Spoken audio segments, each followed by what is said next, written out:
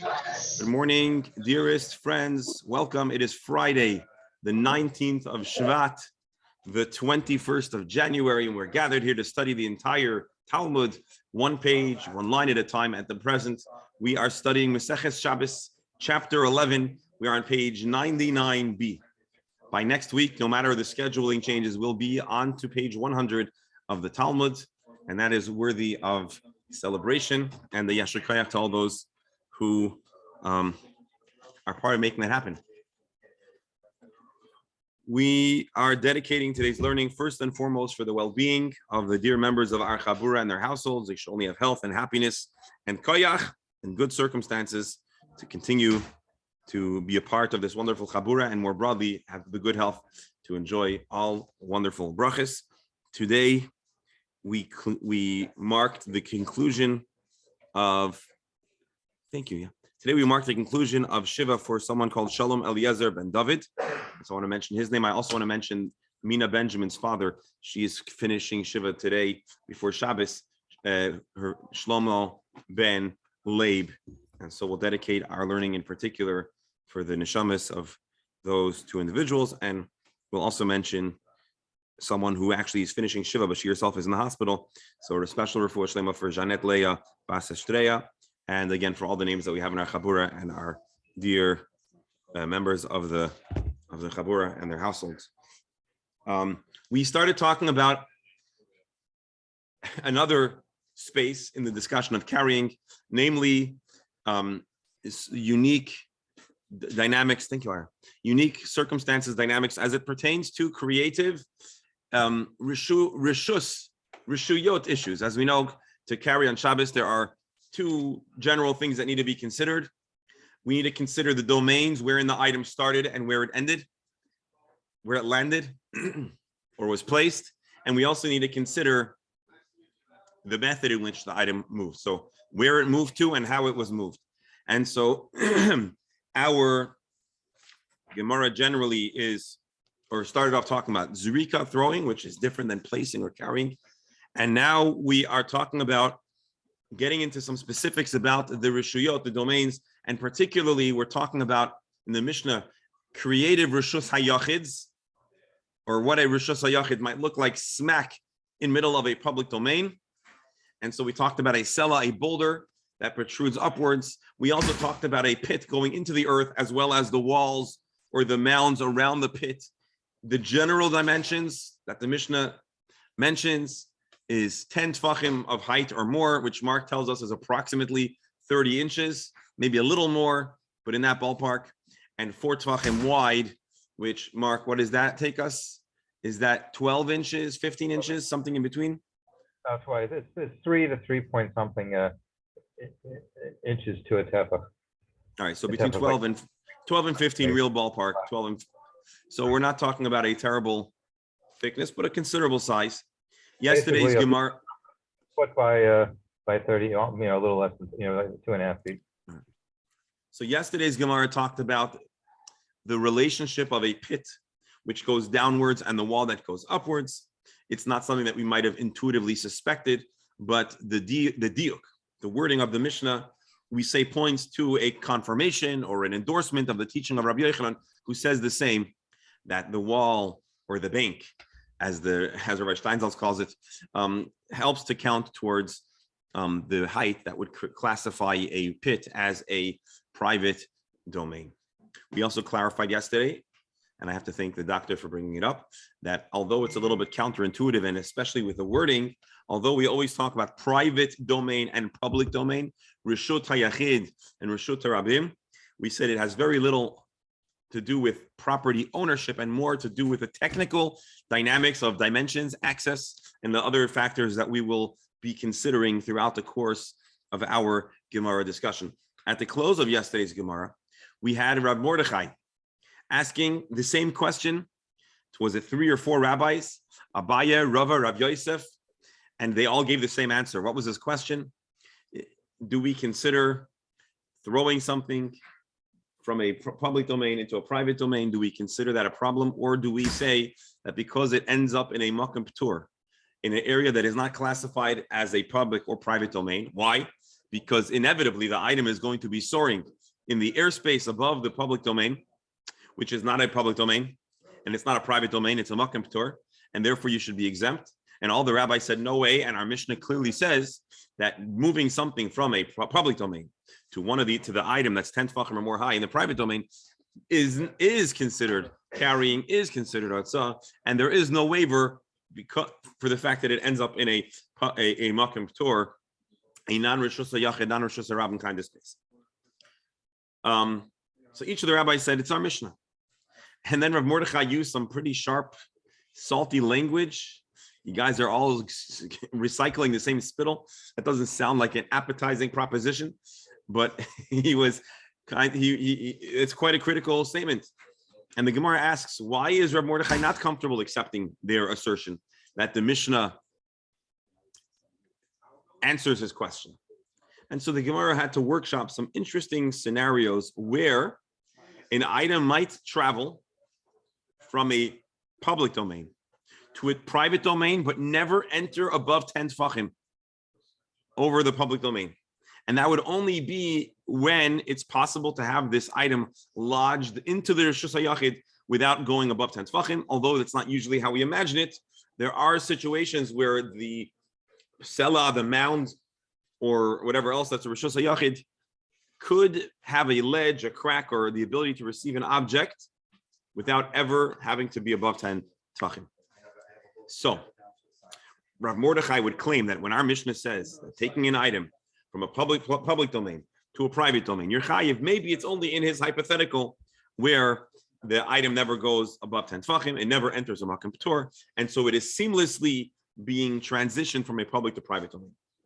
The Gemara ends off with his explanation of his question without answering it, but it is pretty clear that a stack up between Rav Mordechai and Abaye, Rav Yosef, and I forget who else was named, the halacha is going to favor Rav Yosef, unfortunately for us, which means that throwing something from a public domain to a private domain, we do not say that you are exempt because it entered it entered airspace above a Rishus Harabim, which is not classified as a Rishus Harabim. Rather, throwing is a problem, regardless of the height or where it goes. Which means that if we were playing our frisbee or our football or whatever else it is, you don't want the ball going from a public domain to a private domain. You also, by the way, don't want it going for Amos and Rishus Harabim, but that's not our discussion at the moment. That was all yesterday's Gemara. Anything I need to add or any other comments before we dive into the next discussion? Oh, I should also, hey, where'd it go? Hold on, before I share my screen, I'm going to try to pull back up the image. Yes, the computer was shut down, but I want to share those fantastic accompanying. Here, let's see if this is it.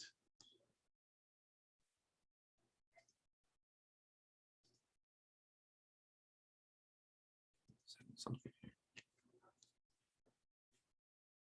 All right, we got it. Now let's share the screen.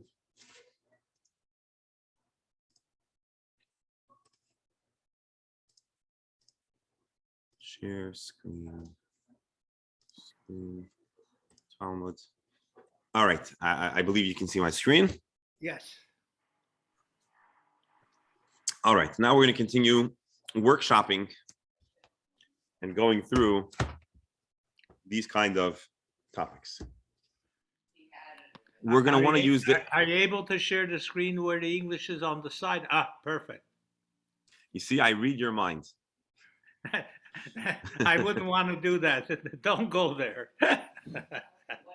You know, there are certain tzaddikim that had a reputation that they could read people's minds, and people would always try to stay.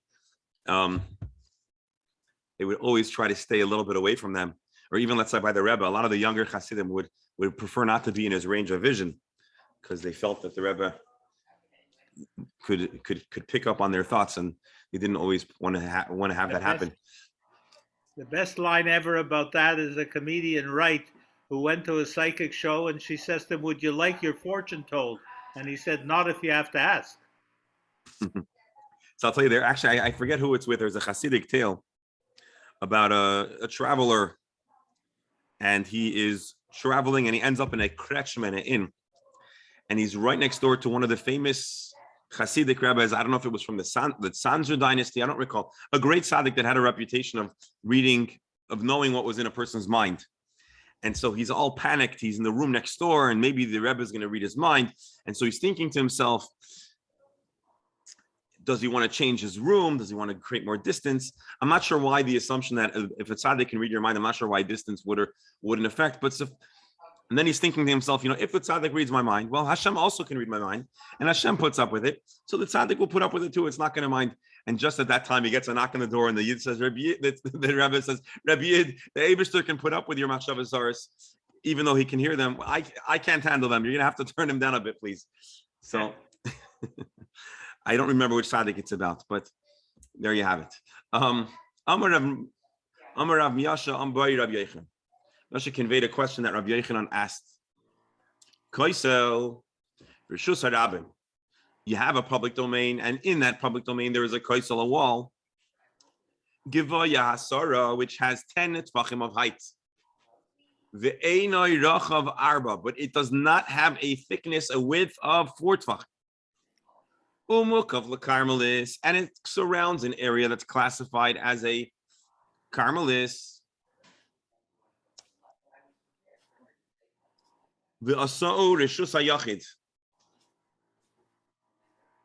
And by covering an area, by surrounding an area that was once classified as a karmelis, and it now becomes a reshus hayachid. We'll look at Rashi and we'll get some more elaboration on the zorak, and then he threw an item. V'nach al gabav, and now the item landed on the wall. Mahu. What is the halacha? Rashi, mukav lekarmelis. What does it mean? So you have a public domain, and in the middle of the public domain, there's a karmelis. How does that work? This fence that was put up, this wall that was put up, surrounds a valley of sorts. Shahoisa karmelis. So you have a public domain, and then off of the public domain there was a gorge, I guess. That's a karmelis. And now with the installation of the fence, it is transformed from a karmelis. A karmelis is an area that I guess is open and technically accessible to the public, but doesn't have the design or traffic that would make it a reshus hayachid. But now it becomes a reshus hayachid. For example, maybe the enclosure was to turn this into a residence, or the enclosure was initially very large, and so it wouldn't be considered a reshus hayachid. We'll talk some more. So basically, the Rashi is explaining that the wall surrounds what was once a karmelis and turns it into a reshus hayachid. Vizorak, and now he's throwing something mirshus harabim from the public domain, and it landed al roishoy on the top of the wall. What's the halacha? Let's read the question, then we'll take a look at the pictures and we'll see if we can make sense of this. Mahu, Rabbi Yochanan asked, what is the halacha? Mi amrinon, do we say kivan de'enoi rochav arba? Being that it is not 4 tvachim thick, makim p'turhu. Should it be classified as a makom p'tur? It's not a reshus harabim. It doesn't have the dimensions of a reshus hayachid. It's not a karmelis. It's above 10 tvachim. So being that it's above 10 tvachim, it doesn't have the dimensions. Maybe it should be classified as a makom p'tur. Alternatively, kivan dasar reshus hayachid, being that the wall serves the function of turning that which is enclosed by it as a reshus hayachid. It's as if the whole area is filled up, and the walls and whatever is between them are all considered reshus hayachid. Rashi, the koisel zeh asol the karmel azu reshus hayachid, because this wall has the function of converting this area to reshus hayachid. Kiman demali damya. They have an eitzel roishay ka'ares michta kolachol. Just like the sela, the stone. The top of the stone is considered a reshus hayachid. Well, maybe the wall and all that is connected to it is also reshus hayachid. Let's take a look at the picture, and then maybe we'll consider some of the issues at hand. So look at the picture here. We have a reshus harabim here. Next door to it, for whatever reason, this area is considered a karmelis. There's a wall that encloses it to now become a reshus hayachid. So we have an interplay of 3 or possibly 4 different domains. Rishus Harabim, Rishus Hayachid, Rishus Harabim, adjacent to a Carmelis. In the middle of the walls is a Rishus Hayachid. And now our question is, what is the halachic status of this fence, this wall? Why is the question complicated? Because it has the appropriate height of a Rishus Hayachid, but the wall itself does not have the thickness to be itself classified as a Rishus HaYachid. So, do we say that the top of the wall adopts the status of that which is inside of the wall, Rishus HaYachid, or do we say that it is a no man's land of sorts? It's not a Rishus Harabim, it's not a Rishus HaYachid, it's not a Carmelis, it's going to be a Makom P'tur because it's above 10 Tvachim in an area that was once a public domain. That sounds to be the gist of the question. I just want to read from you.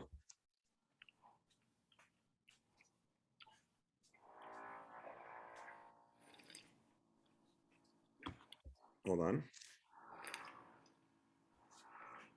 So to simplify things, what is the significance of the fact that the area inside the fence is a Carmelite rather than simply public domain that was made into a private domain by virtue of this fence? that is a good question. It looks like it's really irrelevant. We have a private domain surrounded the wall, and we are discussing the status of the wall, which doesn't belong to the private domain. I'll tell you what I'll tell you what I'm thinking. Okay. If this was, let's work backwards. If somehow this was already a Rishus HaYachid, then the question. It was Rishut Harabim that was surrounded by a fence, and by doing that, it became a Rishut HaYachid. All right, so let me read for you. You're asking a good question, and I think some of the commentaries ask this specifically. Let me read for you here the art score. Rabbi Yochanan specifies that the wall surrounds a Carmelis because his uncertainty is only in such a case, I'm paraphrasing, because the wall has a less radical development of the space. It's not going from public domain to private domain. It's going from Carmelis to private domain. If the wall was enclosing a Rishus Harabim, doing a radical change, then according to Rabbi Yochanan, the wall should certainly immediately adopt the status of the space within. However, here, being that it is a Rishus Harabim, being that here it is a Carmelis,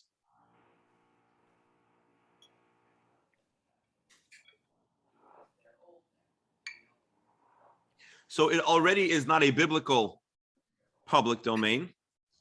It seems that for that reason, the question of how, in other words, because the less radical transformation, maybe the wall is not affected, and therefore it has its own status and will be a Makom P'tur. This needs more development. I'm not telling you that I fully understand, but I just want you to have some words. There's something distinct, according to the commentaries, who actually, if you want to take a look, hold on. If you want to take a look at Tosfos just for a moment, Amari, your question. Mashma dafke mokav lekarmelis. It is specifically when the situation is surrounding Carmelis. The kibbutz the mokav lekarmelis ein kol kach svara sheyasa rishus hayachid. Being that it's already a Carmelis, there's less of a compelling case that the wall should immediately become a Rishus HaYachid. Mitam de la'acherem oisa mechitza. Aval mukefas rishus haram v'asor Rishus HaYachid pshita de la'atzmi nam mahani. Had it been a more extreme makeover or halachic evolution, development, then it would be more obvious that the wall should have the status of the Rishus HaYachid. Anyway, so Tosfos makes the point. I don't know. He gives some explanation, but let's.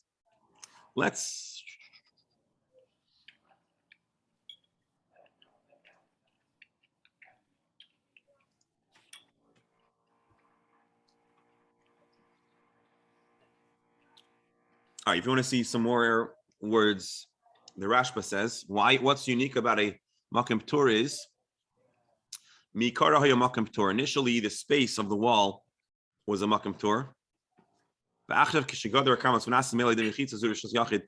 And now when you make a Rishus HaYachid, all of a sudden the airspace is being converted. All right, scratch that. All right, let's see. So I don't have all of the lumdus, if you will. But for whatever reason, because it's already a Carmelis, and so the transition is less radical because a Carmelis is a biblical Rishus HaYachid. And so for that reason, or something along those lines, Rabbi Yochanan has the question specifically in this scenario. Let's see how the Gemara tries to answer this. Amar Ula responds. Kal v'chomer. Let's make a kal v'chomer.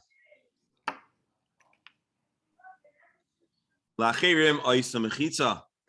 If the wall is enough to convert what is within it, la'atzmai lekolshkin, surely the wall should also adopt the status of the area.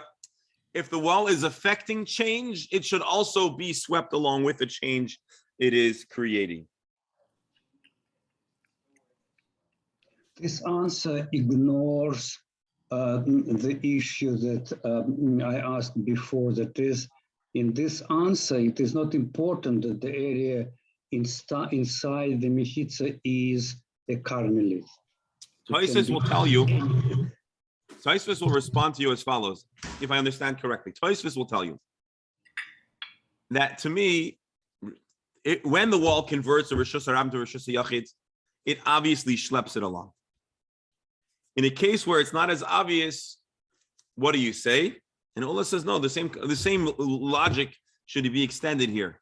When a wall has the capacity to affect change, it should also embrace the status that it encloses. That's what I believe he's saying. But you are correct. He doesn't directly address he doesn't bring unique facts of Carmelis to the table, but it seems like where there was doubt to Rabbi Yochanan, there is no doubt to Ula.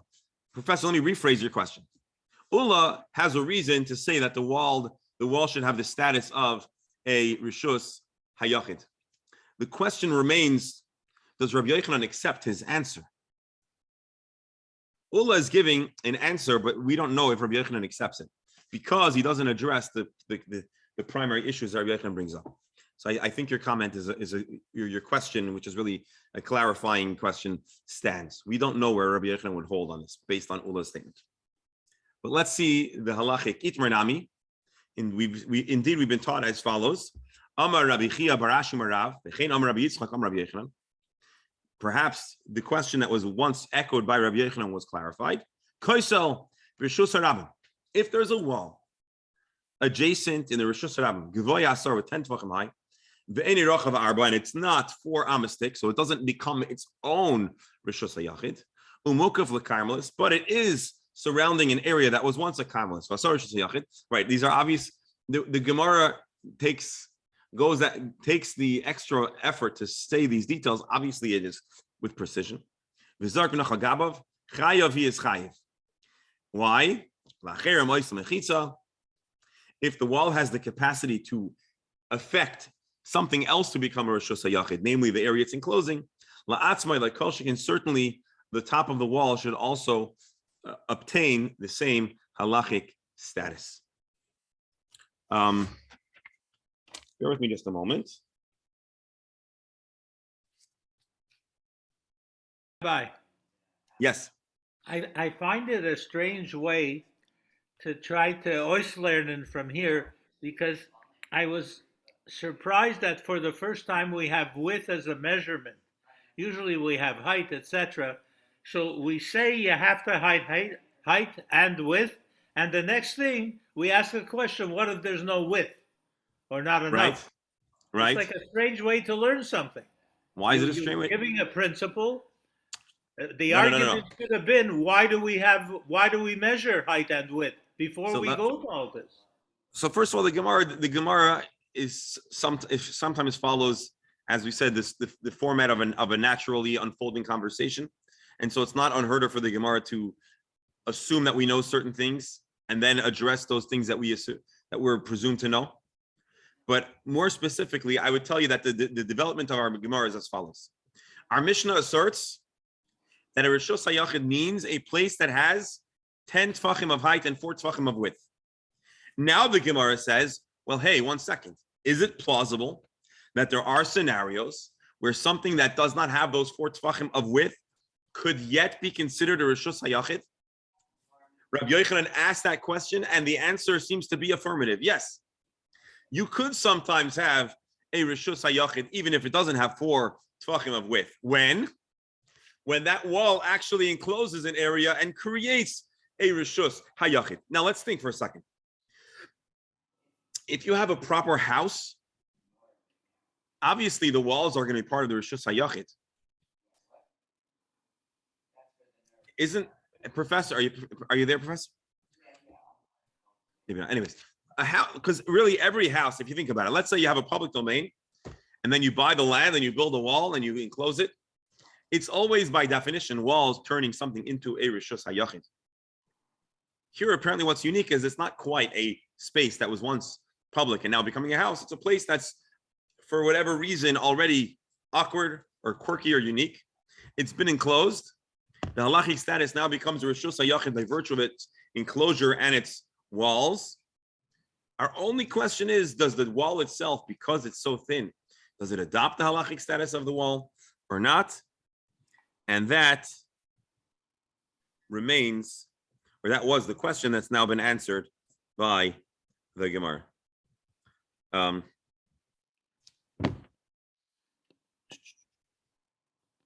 So this is, so at this point, again, there's some lumdus, there's some depth and nuance that I think could still warrant some additional elaboration. But if I had to, again, to summarize the question of Rabbi Yochanan, he goes through the very specific scenario of a wall that doesn't have the proper thickness, enclosing a Carmelis. But more generally, we're asking a question: can there be a Rishus HaYachid that doesn't have the thickness of 4 tfachim?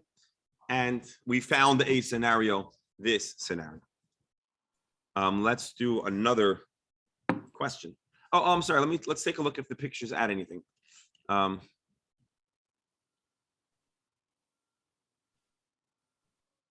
So here's the question, or here's the Kal V'chomer in the words of the Gemara, or based on the words of the Gemara. This wall, the exterior walls, no matter how thin they are, turn what's within them into Rishus HaYachid. This wall could be an inch, a tefach, 10 tefachim, 20 tefachim, whatever the thickness of the wall is, they have the capacity to transform that which is right between the walls. If the walls can affect change to something else that's within them, the walls should have at least the ability to also affect the status of the ledge, the thickness of the wall on top as well. I think maybe visualizing it helps us appreciate that a wall doesn't need to have any thickness, and it can already convert that which is within it. Certainly, the thickness that's conceptually contained within the airspace of the wall too shall be considered Rishus HaYachid. That's the reasoning Ula uses. And it seems like the Gemara embraces that by quoting this very Kal V'chomer employed in an earlier generation, perhaps even explicitly by Rabbi Yochanan. Rabbi, yes. what's the status of a wall that doesn't enclose anything? A single Then, wall, 2 walls? Then it would certainly have to have the proper dimensions to be considered a Rishus HaYachid. So if we had just a wall, like a fragment of a wall, for it to be considered a Rishus HaYachid, it would need to have 10 tefachim of height and 4 tefachim of width. That's obvious. But when that item creates a new domain, and the new domain that's creating is a Rishus HaYachid, and according to Tosfos, and most likely based on a simple reading of the Gemara, we're converting a Carmelis to a Rishus HaYachid, as opposed to converting a Rishus HaRabim to a Rishus HaYachid, where it seems more obvious. Even then, if the walls can affect change in between the walls, they should also be able to affect the change for themselves. That was the question. That's the stated Kal v'chomer, that's the stated logic. And I'm still confused because why? it's easy when you show a diagram with 4 walls. That's what we're talking about. 3 That's walls, what we're. 2 walls. So I told you, if it's not enclosing in another domain, it would have to have on its own the dimensions of 4 tvachim of thickness. That's obvious to the Gemara. Usually, So a rishus. what does 1 wall enclose? One wall does not enclose anything, and for that very reason, for one wall to have the status of a rishus hayachid, it would have to have the criteria of that create a rishus hayachid. Right? We're only discussing here a situation where the walls are part of a enclosure that are so consequential that they change the status of the space within them. A single standing wall is no better or worse than a mound of rock. Correct? All right, now we're going to go to a third question.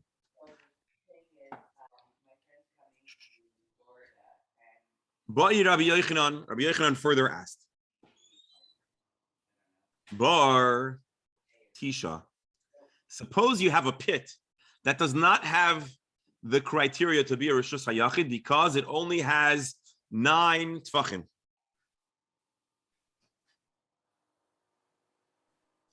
It doesn't have enough depth to make it its own domain. So Rabbi Allen and Beryl, what would we consider this 9 tefach hole? It's a pothole. It's part of the road. It's considered part of what's expected, at least in Montreal. We love our Montrealers. Don't take this as an insult. The facts speak for themselves. We don't love we don't love the potholes. And we consider ourselves blessed so long as we're in Florida and there are less potholes. And I shouldn't jinx it for us. By the way, it's minus 30 degrees in Montreal this morning.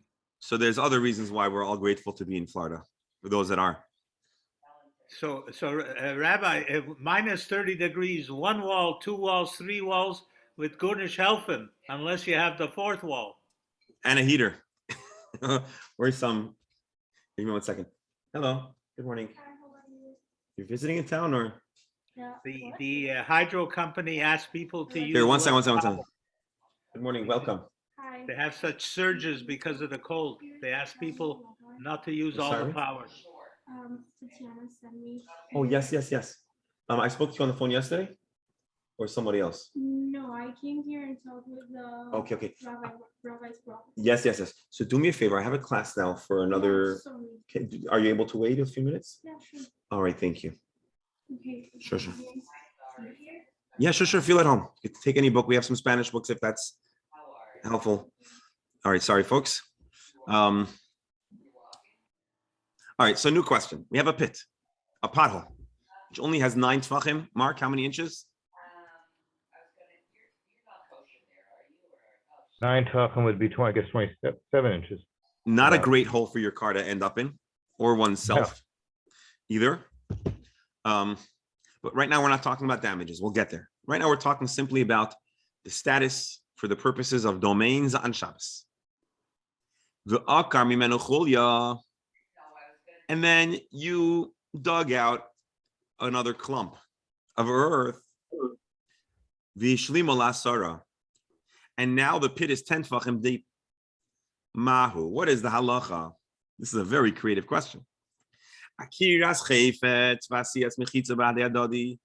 Do we say that at the same moment you uprooted something from the private domain, but it also just turned into a private domain? Mechayev, and now you're chayev, or no? Although now you've created a rishus hayachid, but the moment you remove the clod of earth, the clump of earth, this was not a rishus hayachid. It was part of the rishus hayabim. Let's take a look at the picture so we can have clarity. Check this out. Usually, extracting something from a pit, that's a rishus hayachid, and putting it into the rishus hayabim, that's your chayiv. But if it's only 9 tefachim deep, it's not a rishus hayachid. It's a part of the public domain. So you should be exempt. But what happens if you simultaneously take out a handful of earth and it now has the criteria to be a rishus hayachid? Isn't that an interesting question? Where did you extract your handful of earth? From a 9 tefach hole, which is a Rishus HaRabim still, or a 10 tefach hole, which is a Rishus HaYachid? You understand the question? Rebel, you're muted, but we love to. It's a very deep question. It's a question of, is it what it was, or is it what you created? It's a very deep question. It is an extremely creative and interesting question to consider. Again, Rashi. So you took a handful of earth, you placed it in the public domain. Are you chayiv? Even though before you picked it up, it was not a private domain. The moment you lifted it up, it is now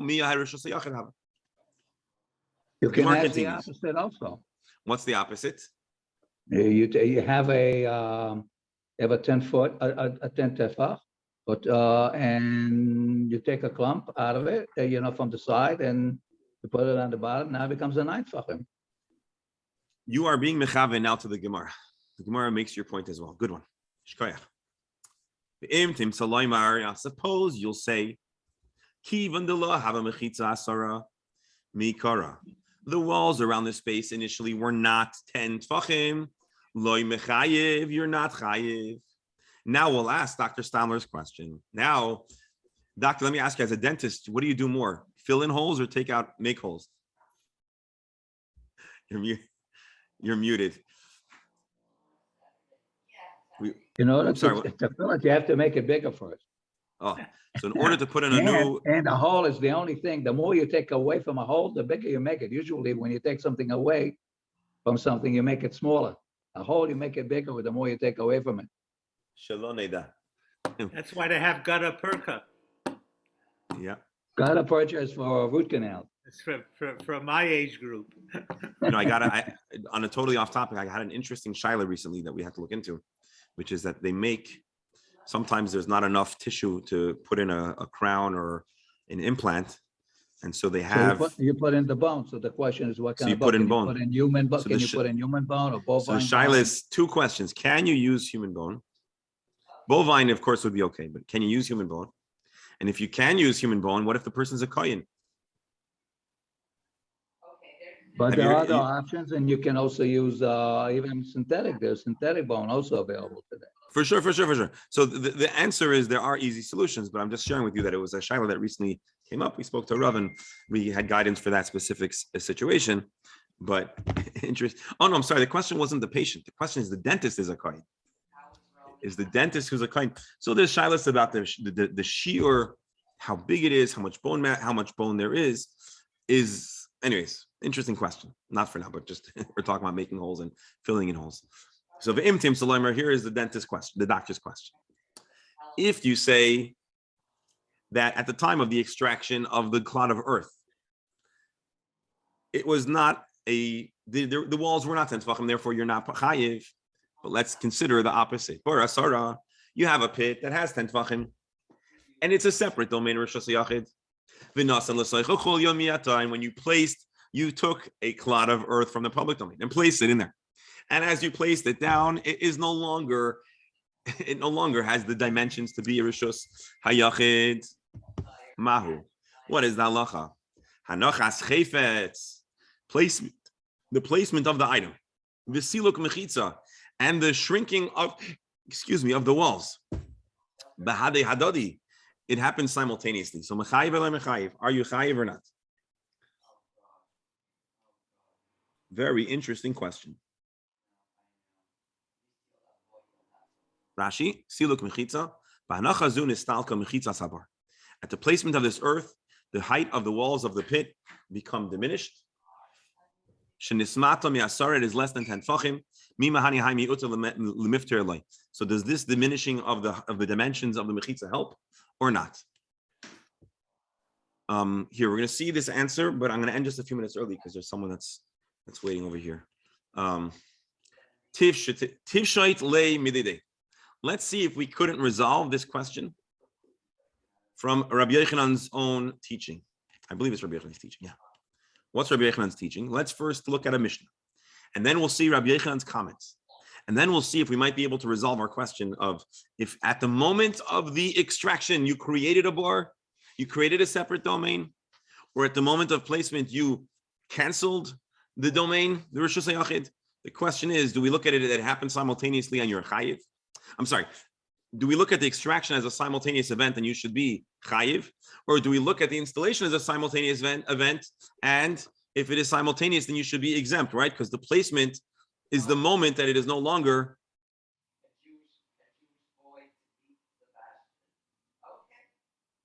Yeah. If the moment you place it down is the moment that it is no longer a Rishus HaYachid, then you should be exempt. Let's see a Mishnah that's nan. Don't try this at home.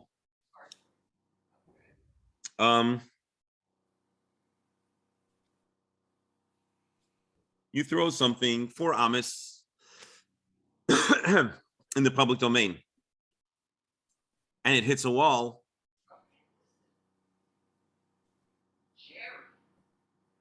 And I guess it lands on the wall. If it lands above 10 tfachim, it's as if he was throwing it in the air. But if it lands less than 10 tfachim in the air, it's as if it lands on the earth.